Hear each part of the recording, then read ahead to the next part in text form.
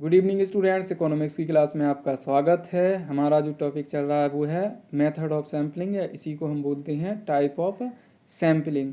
हमने अभी random sampling के बारे में पढ़ लिया है और उसमें हमने जो भी उसके टाइप्स थे रैंडम सैम्पलिंग के उनको भी पढ़ा और उनकी जो मेरिट्स थी डीमेरिट्स थी उनको भी अच्छे से समझा। आज हम लोग नॉन रैंडम सैम्पलिंग के बारे में पढ़ेंगे और इसमें देखेंगे कि इसके कितने टाइप्स होते हैं और साथ ही साथ उनके जो भी मेरिट्स हैं उनकी डीमेरिट्स हैं उनको भी जानेंगे। नॉन रैंडम सैम्पलिंग को हिंदी में गैर देव निर्देशन या उसी को अदेव निर्देशन के नाम से जानते हैं। तो अदेव का यहाँ मतलब है या गैर निर्देशन का मतलब गैर देव निर्देशन का मतलब है कि इसमें जो भी यूनिवर्स से या जिसे हम पॉपुलेशन बोलते हैं उससे यूनिट्स का सैंपल के लिए कलेक्शन किया जाता है, कलेक्ट किया जाता है। उसमें जो भी प्रोबेबिलिटी है उसके हिसाब से नहीं किया जाता है। किसके हिसाब से करते हैं? यहाँ पर करते हैं जो भी इन्वेस्टिगेटर होता है उसकी इच्छा के हिसाब से आइटम्स का सैंपल के लिए सिलेक्शन किया जाता है। तो हम इसको अच्छे से समझते हैं। अकॉर्डिंग टू दिस मेथड, यानी जो नॉन रैंडम सैम्पलिंग है वो क्या है उसको हम समझ रहे हैं। According to this method of sampling the selection of a sample depend on the judgement of the investigator rather than on chance. यानी इस मेथड में जो भी सैम्पलिंग का है उसमें सिलेक्शन ऑफ सैंपल, जो सैंपल का सिलेक्शन किया जा रहा है वो किसके आधार पर होता है? जो भी आपका इन्वेस्टिगेटर है उसकी इच्छा यानी उसके न्याय के आधार, उसका जो भी जजमेंट है कि वो सोचता है कि इसको सिलेक्ट किया जाए या इसको नहीं सिलेक्ट किया जाएगा, तो उसके जजमेंट के आधार पर सिलेक्ट किया जा रहा है, ना कि किसके हिसाब से? चांस के हिसाब से। यानी जो भी यूनिट्स हैं उनको सैंपल में आने की संभावना बराबर नहीं है। अगर जो इन्वेस्टिगेटर है वो चाहता है कि मुझे कौन सी यूनिट्स को सिलेक्ट करना है तो वो उस संबंधित यूनिट्स को सिलेक्ट कर सकता है। लेकिन यहाँ एक चीज़ ध्यान देने वाली है कि जब भी इन्वेस्टिगेटर किसी भी यूनिट्स को सिलेक्ट कर रहा है सैंपल के लिए तो उसमें वो अपने विवेक का उपयोग करेगा और उसमें उससे उम्मीद की जाती है कि वो निष्पक्ष होकर कार्य करेगा। यानी वो किसी के पक्ष में निर्णय नहीं लेगा और जो भी उचित होगा सैंपल के लिए यूनिट्स उसी को सिलेक्ट करेगा। तो इसमें जो सबसे पहला टाइप है नॉन रैंडम सैम्पलिंग में, हम उसको समझते हैं वो है हमारा जजमेंट सैम्पलिंग। तो इसको देखते हैं कि इसमें क्या होता है। इन दिस मेथड, इस मेथड में क्या होता है? Choice of sample item depend exclusively on the judgement of investigator. यानी जो भी सैंपल की आइटम्स का सिलेक्शन है वो पूर्ण रूप से किस पे डिपेंड करता है? इन्वेस्टिगेटर पर डिपेंड करता है और उससे उम्मीद की जाती है कि वो अपने विवेक का उपयोग करेगा और जो भी उसके पास अच्छे से नॉलेज है और साथ ही साथ क्या है वो निष्पक्ष होकर जो भी यूनिट्स हैं उनका सिलेक्शन करेगा सैंपल के लिए। तो इसकी जो मेरिट्स हैं उनको हम समझ लेते हैं। इसके जो भी सबसे पहली मेरिट्स है वो है ये सिंपल है। इसमें किसी भी प्रकार की जो भी प्रक्रिया अपनाई जाती है सैंपल सिलेक्शन की उसको करने की ज़्यादा ज़रूरत नहीं होती है। जो भी आपका इन्वेस्टिगेटर है वो क्या करता है? अपनी इच्छा अनुसार विवेक से, स्वयं के विवेक से निष्पक्ष होकर जो भी सैंपल के लिए यूनिट्स होती हैं उसको सेलेक्ट कर सकता है। जैसे मान लीजिए किसी स्कूल के बच्चों पर सर्वे करना है, उसे इन्वेस्टिगेशन करना है, तो वो क्या करेगा? उस संबंधित स्कूल में से कुछ बच्चों को सिलेक्ट कर लेगा अपने जजमेंट के आधार पर, अपनी इच्छा के आधार पर, अपने विवेक के आधार पर, और उन्हीं बच्चों को सैंपल में लेगा। उन पर वो उनसे डेटा कलेक्ट करके और संबंधित जो भी इन्वेस्टिगेशन होगा उसका रिजल्ट होगा उसको वो प्राप्त करेगा। अब दूसरा जो सिंपल है इसके साथ साथ ये इसका दूसरा गुण क्या है? रिप्रेजेंटेशन, यानी प्रतिनिधित्व। अगर जो भी इन्वेस्टिगेटर है वो सही से सिलेक्शन कर रहा है यूनिवर्स या जिसे हम पॉपुलेशन बोलते हैं उसमें से यूनिट्स का, तो जो सैंपल बनेगा वो सही से रिप्रेजेंटेशन करेगा किसका? बिल्कुल सही यूनिवर्स का या पॉपुलेशन का सही से प्रतिनिधित्व करेगा। इसके साथ साथ जो अगला है वो है अवॉइड इररिलेवेंट आइटम्स, यानी जो भी इन्वेस्टिगेटर है अगर वो चाहे तो वो किससे बच सकता है, जो इररिलेवेंट आइटम्स हैं, इकाइयाँ, उनसे भी बच सकता है, क्योंकि उसकी इच्छा अनुसार यहाँ कार्य किया जा रहा है। अब हम बात करते हैं इस जो भी मेथड है उसकी डीमेरिट की। पहली जो इसकी डीमेरिट दी हुई है वो है पर्सनल वायस, यानी जिसमें व्यक्तिगत पक्षपात होने की संभावना है, क्योंकि अगर इन्वेस्टिगेटर सही से नहीं चुनता या उसको लगता है कि उसकी सुविधा के लिए ये संबंधित यूनिट्स पॉपुलेशन की या यूनिवर्स की सही रहेंगी उसके सैंपल के लिए, तो वो उनको इच्छानुसार सिलेक्ट कर सकता है, जिसकी वजह से यहाँ व्यक्तिगत पक्षपात हो सकता है। इसके साथ साथ इसमें जो भी एरर ऑफ जजमेंट, जब भी वो निर्णय ले रहा है कि उन्हें किन इकाइयों को सिलेक्ट किया जाए यूनिवर्स से, पॉपुलेशन से अपने सैंपल के लिए, तो उसमें जो भी एरर है उसकी संभावना बनी रहती है, जजमेंट में एरर की संभावना बनी रहती है। इसकी अगली जो डीमेरिट है वो है नॉट इन ऑब्जेक्टिव मेथड। ये ऑब्जेक्टिव मेथड नहीं है, क्योंकि इसको रैंडम सैम्पलिंग के माध्यम से सिलेक्ट नहीं किया जा रहा, क्योंकि इसमें सभी यूनिट्स का चुने जाने की समान संभावना नहीं है, यानी इक्वल चांस नहीं है। ये किस पर निर्भर कर रहा है कि यहाँ यूनिट्स को सिलेक्ट करना है कि नहीं करना, ये निर्भर कर रहा है इन्वेस्टिगेटर पर। तो यहाँ पर हम देखते हैं कि इसमें क्या है, नॉट इन ऑब्जेक्टिव मेथड, ये एक ऑब्जेक्टिव मेथड नहीं है। अब अगला जो हमारा मेथड है नॉन सैम्पलिंग मेथड में, वो है कोटा सैम्पलिंग। तो इसको समझते हैं। Quota sampling under this method, इस मेथड में क्या होता है वो समझते हैं। द यूनिवर्स, जिसे हम पॉपुलेशन बोलते हैं, is divided into different classes और group according to different characteristics of the population, यानी कुछ विशेषताओं के आधार पर जो पॉपुलेशन है उसको किस में बांट देते हैं, वो उनको बांट देते हैं ग्रुप या क्लासेज में बांट देते हैं।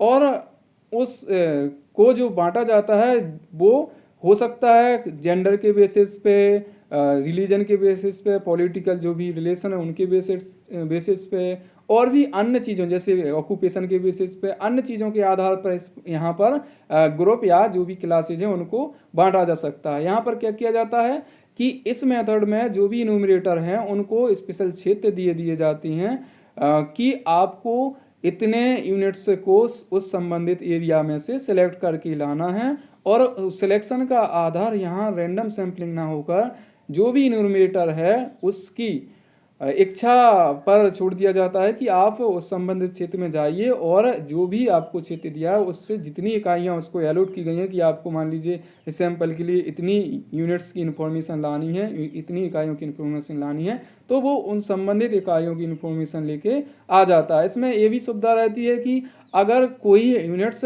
मना कर रही है इन्फॉर्मेशन देने की, यानी कोई व्यक्ति इन्फॉर्मेशन देने से मना कर रहा है, तो ऐसी स्थिति में जो भी गणक, जिसे हम इंग्लिश में इन्यूमरेटर बोलते हैं, वो इच्छानुसार अन्य यूनिट्स का भी अपने क्षेत्र में सिलेक्शन कर सकता है। किसके लिए, जो भी उसको संबंधित यूनिट्स की इंफॉर्मेशन लेना है उनके लिए, यानी सैंपल के लिए जो उसे यूनिट्स का जानकारी एकत्रित करना है उनके लिए वो क्या कर सकता है, अपनी इच्छानुसार भी चेंज कर सकता है। अगर कोई यूनिट्स इंफॉर्मेशन देने से मना कर रही है तो उसकी जगह दूसरी यूनिट्स को शामिल किया जा सकता है।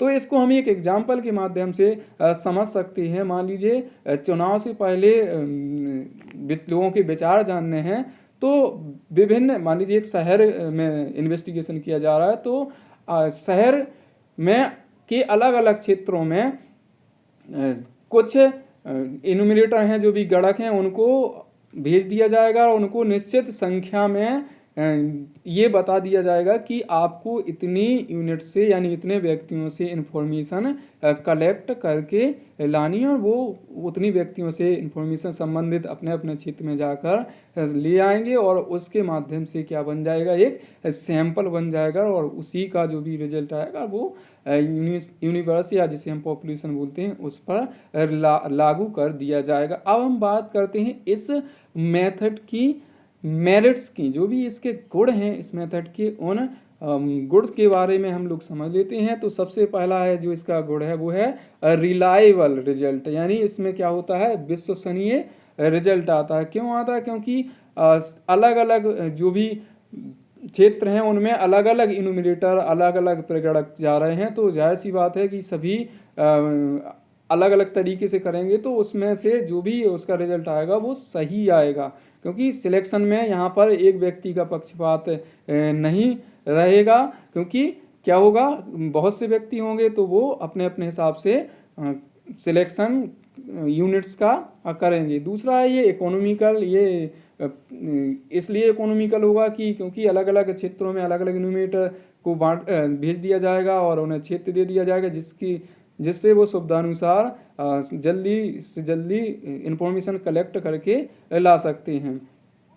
इसकी अब डिमेरिट की बात कर लेते हैं। सबसे पहला है पर्सनल वॉइस, यानी व्यक्तिगत पक्षपात की संभावना है। बिल्कुल सही, इसमें इसलिए है क्योंकि इसमें जो भी सिलेक्शन यूनिट्स का होता है सर्वे के लिए, वो इन्वेस्टिगेशन के लिए, वो सारा किस पे डिपेंड करता है, वो डिपेंड करता है इन्यूमरेटर पर, क्योंकि उसे जो चाहिए अपने संबंधित सैंपल के लिए वो उन संबंधित यूनिट्स को चुन सकता है जितना उसके लिए क्षेत्र एलोकेट किया गया है उसमें से, और जितने उसके हिस्से में इकाइयां आई हैं उसके लिए। तो यहाँ पर व्यक्तिगत पक्षपात होने की संभावना है। दूसरा है जो इसका अवगुण है वो है not possible to eliminate sample error. तो जो सैंपल को जब फुलफिल किया जाता है, उसको किया जाता है, मतलब सैंपलों को बनाया जाता है, तो उसमें सैंपल एरर की संभावना होती है। तो इसमें भी, इसके एस्टिमेशन में भी क्या कमी हो सकती है, सैंपल एरर आ सकता है, यानी सैंपल एरर इसमें हो सकता है। एस्टिमेशन में इसमें क्या है, पॉसिबल है कि इसमें जो भी सैंपल एरर है वो हो सकता है। अब हम बात करते हैं अगले जो भी आपका नॉन रैंडम सैम्पलिंग का मेथड है, वो है आपका कॉन्वीनियंस सैम्पलिंग। तो इसको अच्छे से समझते हैं।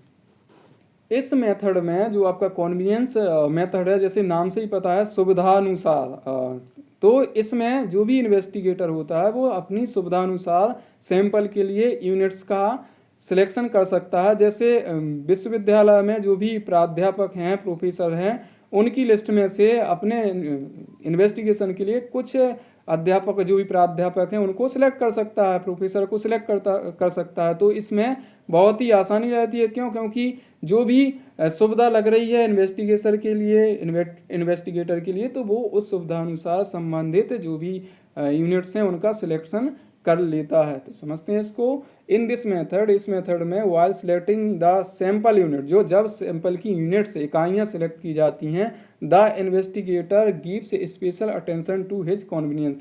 तो जो इन्वेस्टिगेटर है वो अपना विशेष ध्यान किस पर देता है, सुविधा को देता है। इसलिए ये मेथड क्या होता है, आसान होता है बहुत ही। क्यों?